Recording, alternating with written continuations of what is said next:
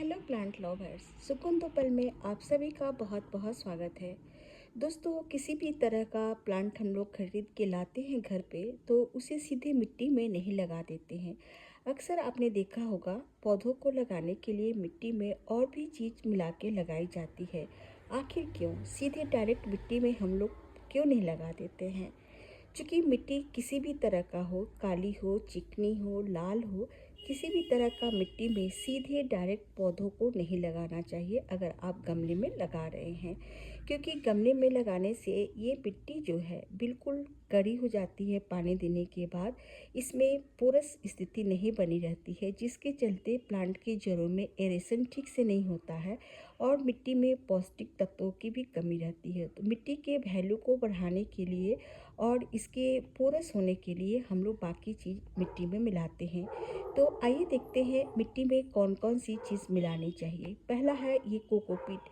ये rectangle shape में एक क्यूब के रूप में मैंने ख़रीदा है और इस क्यूब को आप लोकल मार्केट से या ऑनलाइन भी खरीद सकते हैं। इसे यूज़ करने के लिए सबसे पहले रात भर इसको टब में या किसी बड़े बकेट में पानी में भिगोना होता है। भीगने के बाद ये धीरे धीरे पूरा पानी सोख लेता है और भुरभुरी सी हो जाती है। इस तरह से कुछ हो जाती है। उसके बाद से आपको पानी निचोड़ के कोकोपीट को आपको धूप में अच्छी तरह से सुखा लेना है। उसके बाद से ये कोकोपीट तैयार हो जाती है किसी भी सॉइल में मिलने के लिए।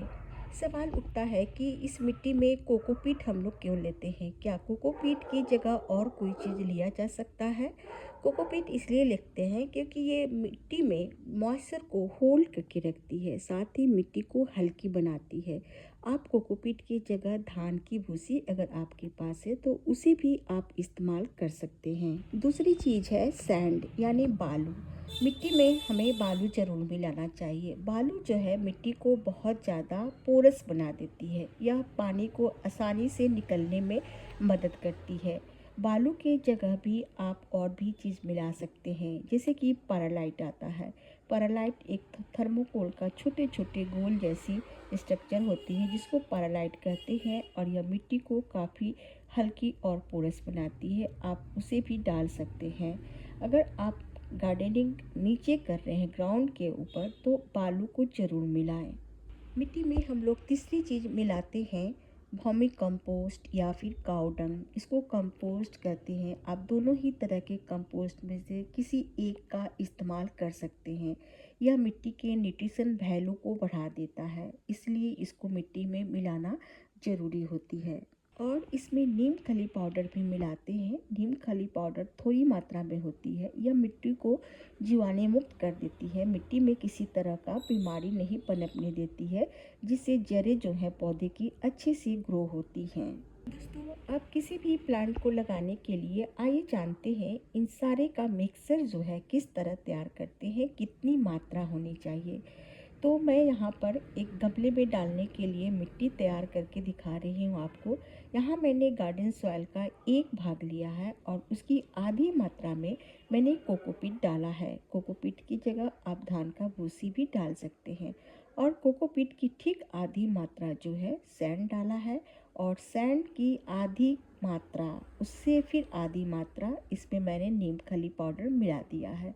इस तरह से तैयार करके आप मिट्टी को गमले में भर के किसी भी तरह के पौधों को आप लगा सकते हैं। मेरे जो भी दोस्त हैं जो कि नई गार्डनिंग शुरू किए हैं, इस तरह से सॉइल मिक्सर बना के आप प्लांट को खुद भी लगा सकते हैं। लेकिन दोस्तों याद रहे, अगर आप किसी भी सकुलेंट टाइप का प्लांट लगाना चाहते हैं तो थोड़ा सा आपको जो ये सॉइल मिक्सर है अलग बनानी पड़ेगी। उसके लिए मैं अलग से वीडियो आपको बना के दूंगी। इस तरह का मिट्टी बना के आप कोई भी फ्लावरिंग प्लांट्स हुआ या फिर इंडोर प्लांट्स हुआ आप लगा सकते हैं अपने गार्डन में। यहाँ आज के वीडियो में मैंने सॉइल मिक्सर के बारे में आपको बता दिया है। तो आप इस तरह से गार्डनिंग की एक एक जानकारी के लिए मेरे साथ जुड़े रहिए दोस्तों। अगर आपने छोटा सा गार्डन खुद तैयार कर लिया है तो आप शेयर कर सकते हैं अभी तक आपने कौन कौन से प्लांट अपने गार्डन में लगा लिया है।